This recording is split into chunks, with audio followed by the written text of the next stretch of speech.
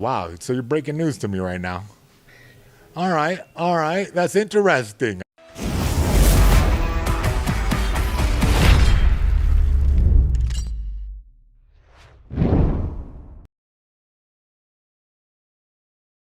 Helen Yee here in California. Always great to be joined by the one and only Mr. Jason Mayhem Miller.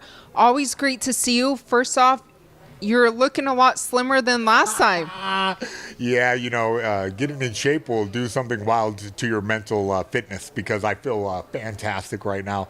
And, if you go away to a place where you just focus on your mental health and you tend to eat, and I ate plenty, and now I feel a lot better being a little bit lighter and spry. Plus, I got to keep up with the kids, young fighters. I got some pros, and I got some even down to like 8 years old. And to keep up with them, you better be light and like a jaguar. What's your new eating type of diet like? No, I kind of switched it up. Like I split the difference between living a kind of a luxurious life where you can eat some steak every once in a while, but I went back to fight diet where it's you can eat your carbohydrates before you work out, but then you switch over to fibrous carbs such as vegetables and then protein. So I don't know. You can put a real label on it. It's not keto, that's for sure, because there's some carbos in there, but if you have a balanced diet with carbohydrates before you train and then you burn that to train and then you dip into your fat cells after a certain, after about 30, 60 minutes, you can drop weight super quick. And whatever, I've made so many different iterations of my body that it kind of becomes a fun science experiment to see, oh, if I put this in me, what happens? And I just hung back on that pizza. No more pizza. Yeah. No more pizza, but what was the topping? That's a complete lie. I went to the Hypeland party last night with where they opened up a new store in Little Tokyo, and man, I ate this pizza. Okay, it's like Gouda and lemon peel. Sounds disgusting. Is kind of, but so delicious, man. I you know what? That was worth the pain that I'm put in the gym to get that off. Wow. Yeah, that sounds not that good. It doesn't sound good. It's not good, but it is good. It hits your taste. Good for you. Good. No, not good for you either. Definitely the not. lemon. Pizza, as a rule, until they make healthy pizza, I feel like all humans should go on strike. Gluten-free, though, they make that. And come on. Look, now you're just saying buzzwords. Have you ever tried the Helen Yee pizza? No, definitely not. What is that? Teriyaki sauce? Sorry. I mean, close enough. What is it? Pepperoni, sausage, French fries. Look, you're winning the game, really. I mean, I'll stick to your ribs, that's for sure. Yeah, 2 meals in one. Yeah, exact. What that? By rule, okay, French fries is not a pizza, Helen Yee. I don't know what you're on. It's on the pizza. Oh.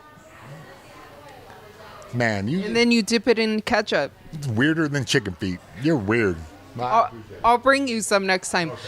But, you mentioned you're slimming down on the fight diet, but in the future, I mean, safe to say, will you ever take a grappling match, come back? There's so much going on. I don't know. I'm just kind of feeling it out right now. I love martial arts. I do it every day, regardless of whatever the hell I'm doing. I've been focusing on coaching a lot.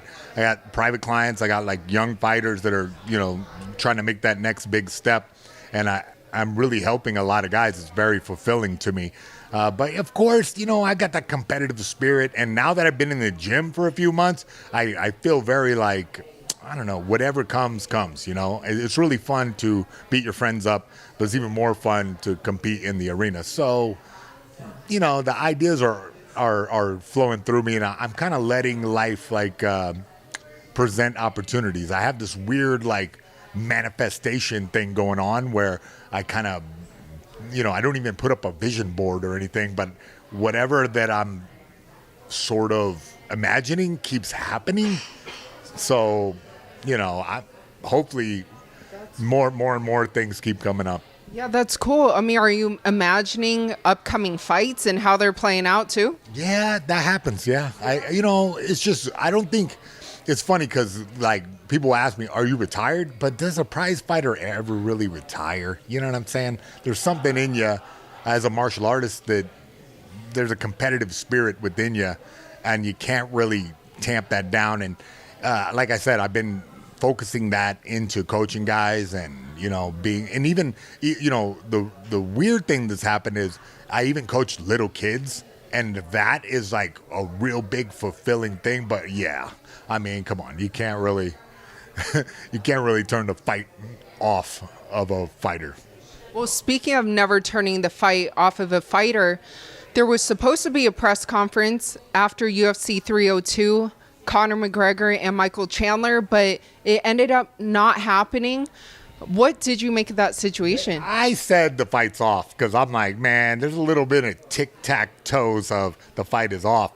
But now it feels like they're cooking us. Like, what's going on? Maybe Connor's doing his famous mind games, you know what I mean? And trying to get in Chandler's head. And, I feel like we all are thinking Chandler's just going to smash, like Mr. T did Rocky, right? Like he's in there training and Connor's over there like at a rave, Maybe he's just next level 12th dimensional chess trolling us right now. I hope so because, we all want to see that fight. So let's cross our fingers for Conor and Chandler. And I don't know. I mean, the people were telling me the fight's off. But I don't know if them people really know what's going on. Wait, when did those people tell you? Yeah, that day I posted on Instagram, fight's off. Everybody had told me the fight's off. And I said, oh, I believe them. But now I'm not so sure. Not so sure. I don't know. You're going to have to do some digging there, Helen Yee. You're the voice of the journalistic integrity on the internet. Like, you're going to have to do it. I'm just mayhem. Well, speaking of mayhem, though, if that fight does happen, and right now, let's just say it is happening, UFC 303, Conor versus Chandler, who do you favor in that? Listen, I'm thinking Conor McGregor in 2 rounds or Michael Chandler in round 4 or 5. So I know I'm hedging my bets here. You know what I mean? Like doing the bet hedging. But I feel like the physicality of Chandler will carry over throughout the entire rounds. Like I feel like the speed of Conor McGregor will be a factor early on in the fight, but with a proper training camp and the right focus, Mike Chandler should be the favorite in that fight for a reason. But the last pay-per-view that just happened, UFC 302, did you watch it? I watched it, and I was 100% on that card. Like, for some reason, all my picks came in, so I felt pretty confident about that one. That was a badass card. Like,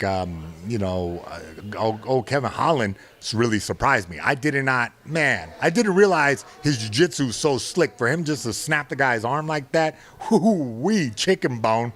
I mean, that chicken, man, it was worse than chicken feet. He just... cracked it off. It was, and what a monster what is he, Polish guy? Oh my God, what a monster that guy was to have his arm snapped and then argue with the ref. Hey, I'm not done. Like, oh buddy, you're done any longer. And Kevin Holland would have ripped it off and beat him with the stump end. Well, what about the main event? Islam beating Dustin Poirier, getting that submission in the 5th round. I see again. I hated to pick against Poirier because we love him. He's like the best, he's my favorite fighter. Like I for some reason, it's not, he doesn't got the most beautiful style or anything like that, but he gets the job done and he works so hard and he never gives up, and he had to give up that one because that was like a sleepy time tablet. The guy caught him with the weird darce, and we just see a new guy like Islam Makhachev come in and be like a dominant wrestler with good kickboxing and more importantly, evolving his game a bit so that it's really difficult when a guy comes with a few new tools because you're training for the video. You watch the video and you go, okay, this is what the guy does. And then he comes out and he has some new tools in his tool belt, and it makes it very difficult to prepare for. I'm sure Poirier wasn't expecting some of that. And, round 2 and round 4, he kind of played Poirier's game, and it looked like he could, get caught with a big punch, and even those body shots that he was wearing him out with. Maybe if Poirier used the body shots more effectively earlier in the fight, that he could have chipped away at his stamina, but that's not the way it played out. It turned into exactly what Makhachev wanted, which is like a slugfest that turned into a grappling match. And that's the way the cookie crumbles, don't it? After Dustin, he was kind of unsure whether or not he would be returning. Do you think he will? Yeah, I think he's got a few fights. I mean, look, if UFC was smart, they would put him against some up-and-comers, kind of give him like another matchup that's a little bit more favorable for him, and then maybe have him fight for the title again. That's what I would like to see. Give him another shot at it. Like, let's see how the division shakes out a little bit more, and then see if Poirier can make another run at it. I mean, just a last go. He's getting a little bit older, and he's got a lot of wear and tear on his body. I understand that, he got a little partial ACL tear. He's going to need some surgeries, his nose, but he gave us he's given us so many great fights. I believe that he needs to be rewarded for that. And, to give him a fight against a guy that is a more favorable matchup, like somebody that, is not quite, top 3 guy, and then, work him back to that direction for a final run, that would really benefit the fans. He's a fan favorite for a reason. He gives us a good fight no matter what, every time. Even if he loses, he puts on the show. And that's what it's all about, the show. Yeah, definitely. And speaking of fan favorites, I don't know if you've heard, but someone you know very well is making a return. He will be fighting in Abu Dhabi. Nick Diaz. What? Nick Diaz coming back, huh? That's very interesting, huh? Who's he going to fight?